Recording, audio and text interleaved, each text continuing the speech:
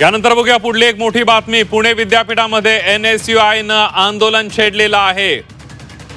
आताच्या घडीची एक मोठी बातमी आपण बघतोय।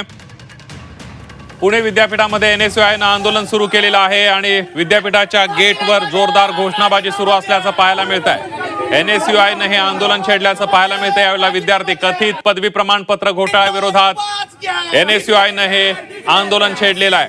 आक्रमक झालेले विद्यार्थी विद्यापीठाच्या गेटवर घोषणाबाजी करताना पाहायला मिळत आहे।